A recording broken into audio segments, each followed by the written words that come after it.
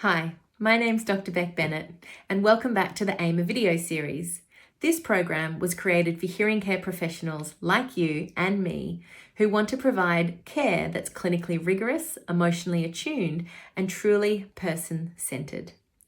Today, in AIMER video number 9, Putting Holistic Care into Practice, we're going to be looking at supporting our clients' well-being through realistic, research-informed actions. We shift into the practical side of the manage phase, and we start to ask, what can clients actually do to support the social and emotional well-being impacts of hearing loss? How do we translate good intentions into concrete actions, especially in time-limited real-world appointments? Because when a client opens up about feeling frustrated, isolated, ashamed about their hearing loss, we need responses that are supportive, evidence-informed, and doable in everyday practice. The evidence I'm going to share in today's video really stems from a concept mapping study that's called Identifying the Approaches Used by Hearing Care Professionals to Address the Psychosocial Needs of Their Adult Clients. This study asked international hearing care professionals to generate a list and sought a wide range of clinical actions they use or want to use to support clients' well-being. Using concept mapping, these actions were grouped into 7 meaningful clusters, creating a visual model of care. This study provides us with a powerful, practical foundation. It shows us what's possible and what's already happening in many clinics around the world. It shows us what actions have both research support and real-world evidence. We're going to explore the 7 research-informed approaches to supporting client well-being here in this video. And importantly, these are actions that you can start to weave into your work right away. Because well-being support doesn't need to be a separate conversation. It can be woven into everything we already do once we know how. Let's get started. The goal of this study was to understand what hearing care professionals are currently doing or would like to be doing to support the social and emotional well-being of their adult clients. We invited 65 hearing care professionals from 5 different countries around the world to participate in an online concept mapping study. First, participants generated statements in response to the prompt, "A specific action I can take in audiology practice to support a client's social and emotional well-being is... finish the sentence." So all the clinicians around the world generated long lists of all the things they do to support the psychosocial needs of their clients. We pooled the statements from across all the countries, which gave us a list of several hundred, and then we slowly refined, removing any duplications, and this resulted in a final list of 93 unique statements.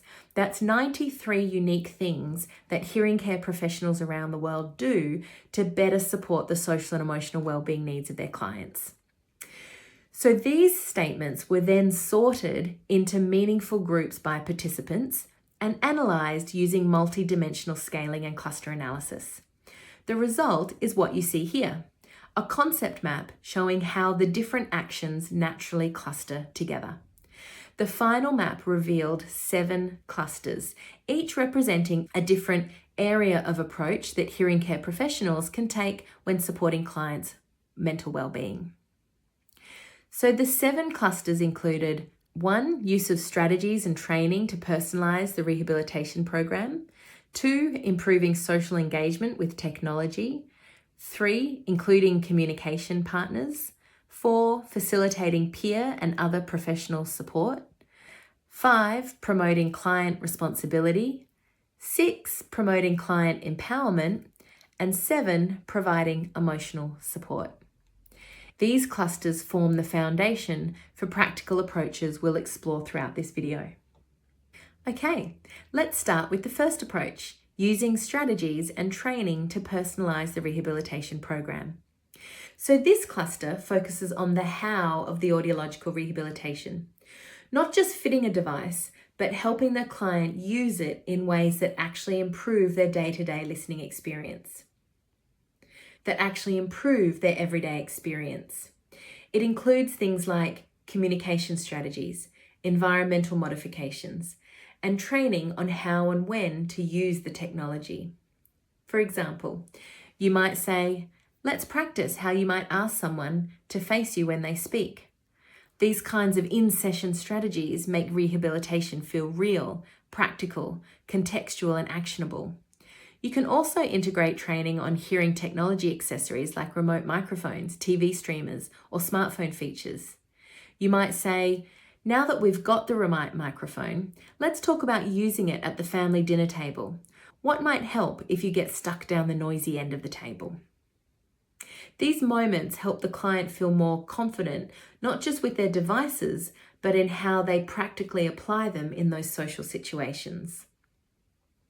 And don't forget group communication training options like ACE, the Active Communication Education Program developed by Louise Hickson and Narina Sarinsky. ACE combines strategy learning with peer discussion.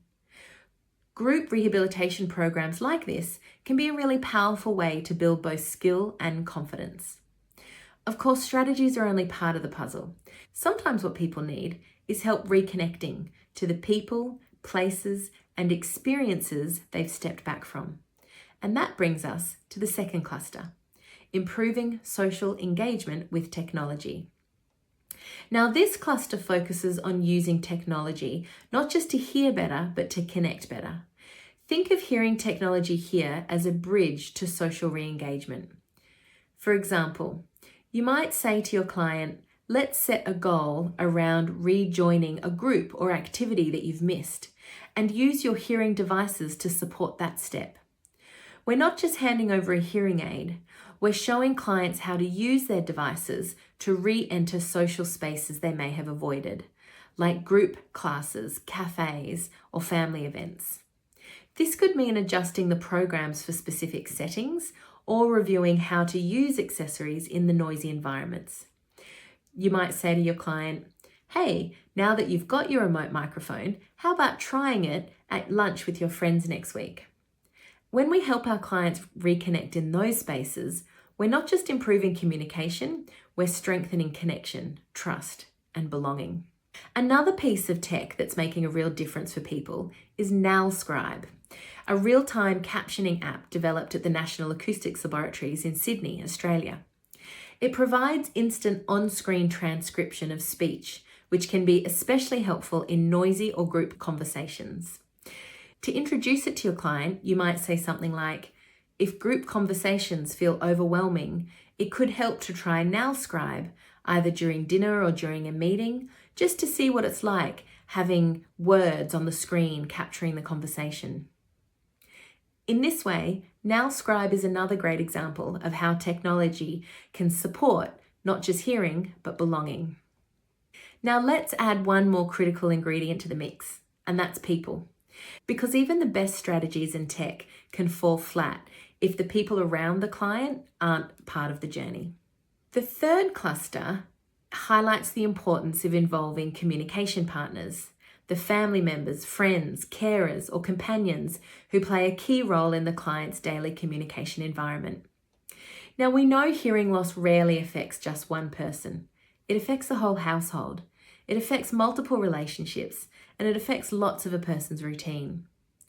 A simple but powerful action might be to ask, would your partner be willing to come in next time so we can talk about how things are going at home? Even informal involvement can help, but structured approaches, like using the communication rings, the goal sharing for partner strategy, these can help take this even further. Louise Hickson, Barbara Timmer, and their team have done extensive work in this space, including a recent implementation study showing how to integrate communication partners into routine care. Why does this matter? Well, communication partners bring a different perspective. Many hearing strategies depend on their cooperation. They need to understand the consequences of hearing loss, including why a person might withdraw socially or seem like they're not trying. They also benefit from learning the limitations and strengths of hearing aids and how cognitive effort plays into listening. In your appointment with your clients, you might say something like, let's talk about how your hearing loss might affect your energy and focus and how your partner can support you in those moments. The goal here is to create a shared understanding, to help both the client and their communication partner feel equipped and aligned in navigating the challenges and opportunities of hearing loss together. As we continue exploring what it means to manage well-being in everyday audiology, this next strategy is all about one of the most powerful human needs: connection. When clients are navigating the emotional, social, and mental impacts of hearing loss, they don't just need technology, they need people. And that support can come in many forms. So let's break it down into 3 distinct but complementary categories of support. One is peer groups. So peer support refers to informal spaces, in person or online, where individuals with hearing loss can connect with others who've walked a similar path. These groups have no trained facilitator, they're simply people helping people, sharing stories, swapping tips, reassuring each other that they're not alone. Next, we have community programs. These are structured, professionally coordinated spaces designed to support people with hearing loss in that group setting. So these might include group rehabilitation programs or lip reading and speech training classes.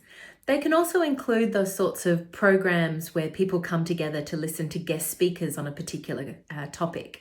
So for example, there was a Meniere's disease group in Perth, where I used to work in Australia, where they would come together once a month and the coordinator would invite a guest speaker, either a health professional or a nutritionist or someone with lived experience, to talk about Meniere's from different lenses.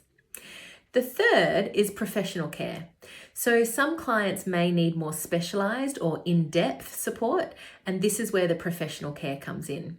So here we're talking about general practitioners or family physicians, mental health professionals, whether that's psychologists or counsellors. Also, social workers can be a great source of support for our clients. Sometimes it may be that our client is living in an aged care facility, so the nursing staff might be a port of call for these people.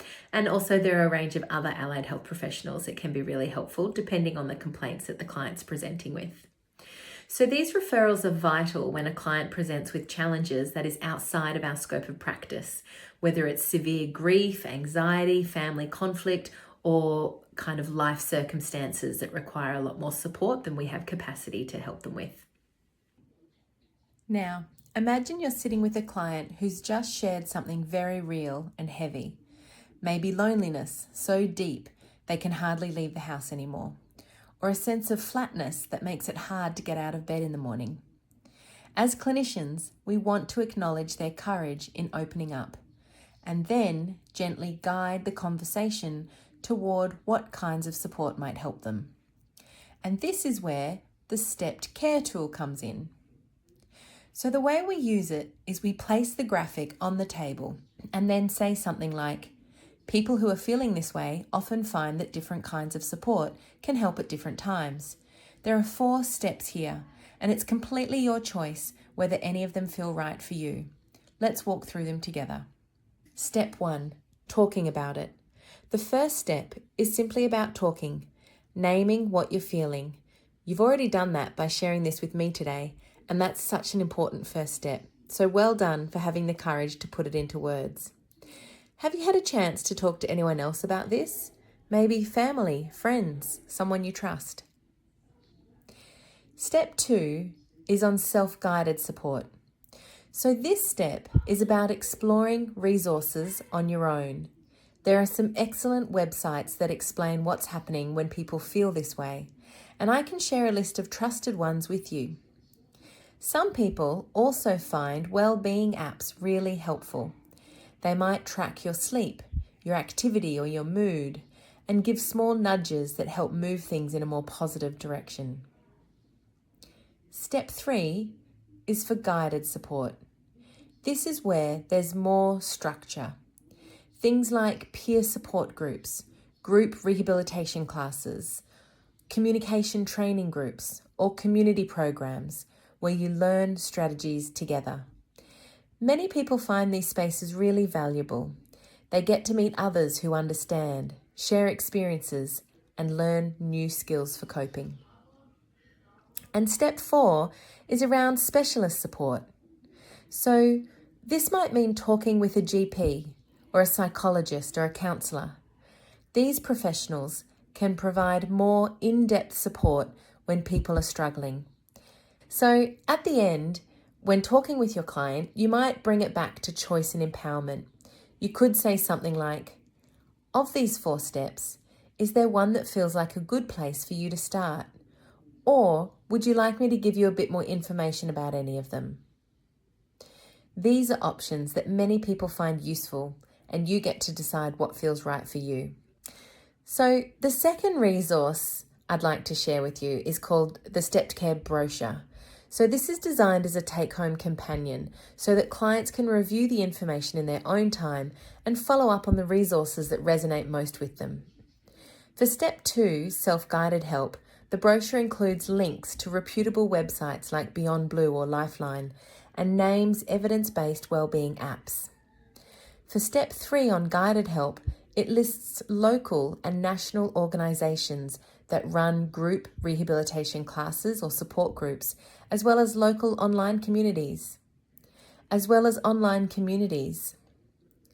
step 4, specialist care, the brochure provides practical details on how to access professional support, including funding pathways that many clients may not know about, such as Medicare rebates or private insurance coverage for mental health support.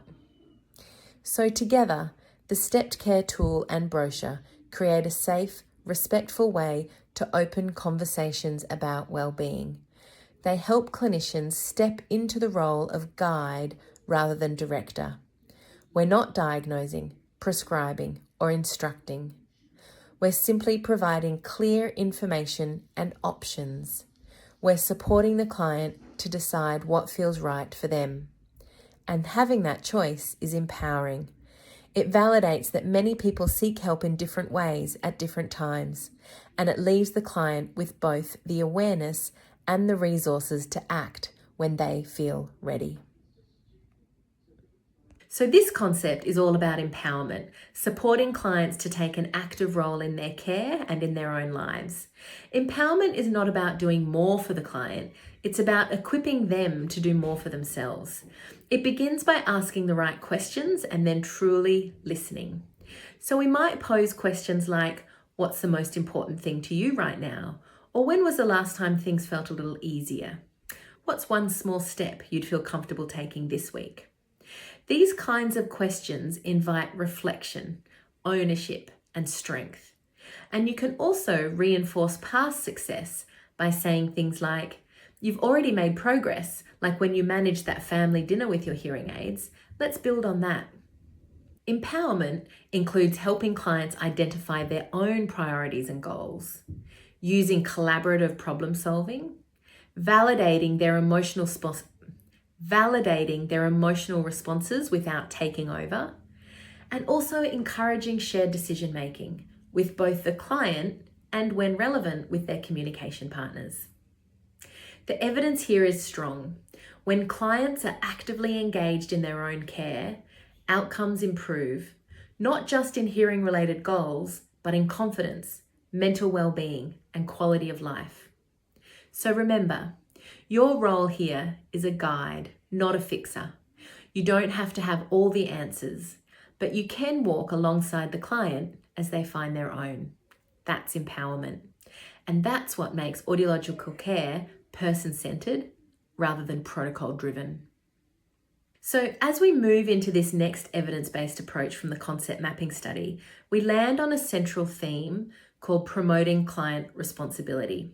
So this cluster was located right at the center of the concept map in the 2020 study, suggesting that it acts as a foundational mindset that underpins all the other actions and strategies.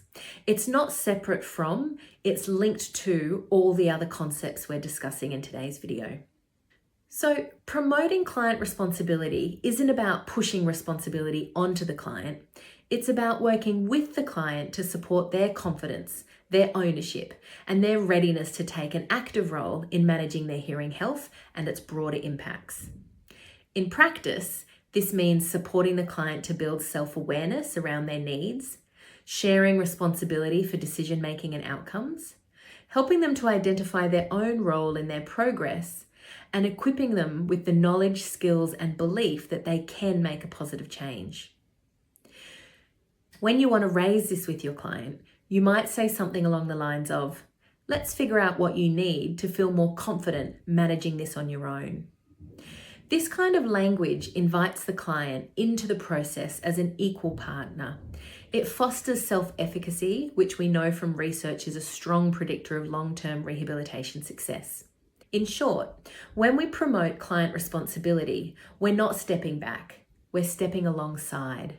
And that shift in dynamic is what empowers clients to take ownership of their hearing journey in a sustainable, meaningful way.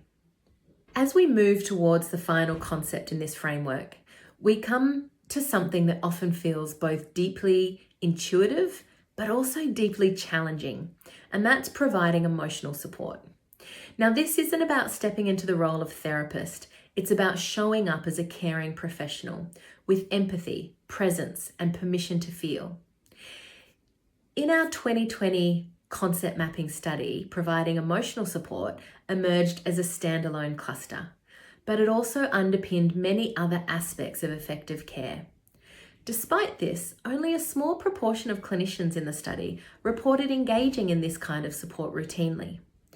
Most of them said they actually avoided it, not because they didn't care or because they didn't feel it was important, but because they felt unsure of what to say, or they were worried they might say the wrong thing. But emotional support doesn't have to be complex. It's often about making space for the client to name their feelings, sit with their emotions, and be heard without judgment. Again, remember, we don't need to fix their problems. We don't need to reframe it or turn it into a learning moment. Sometimes a simple statement like, "That sounds really tough," can be all that someone needs in that moment. You're recognizing that this person's experience is deeply personal and unique to them, and that it matters to you.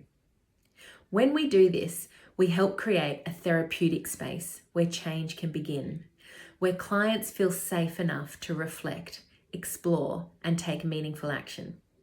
As we bring this video to a close, let's step back and look at the bigger picture. So what we've just explored are 7 key approaches drawn from an international concept mapping research project that clinicians are already using to support the psychosocial needs of their clients. And when woven into everyday care, they can make a meaningful difference. Thanks for joining me today for video number 9, Putting Holistic Care into Practice. This session focused on the practical side of step 3 in our AIMER framework, how to help clients manage the social, emotional, and mental wellbeing impacts of hearing loss.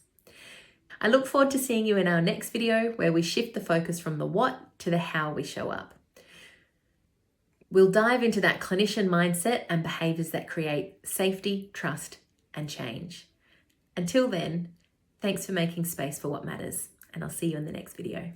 Ciao.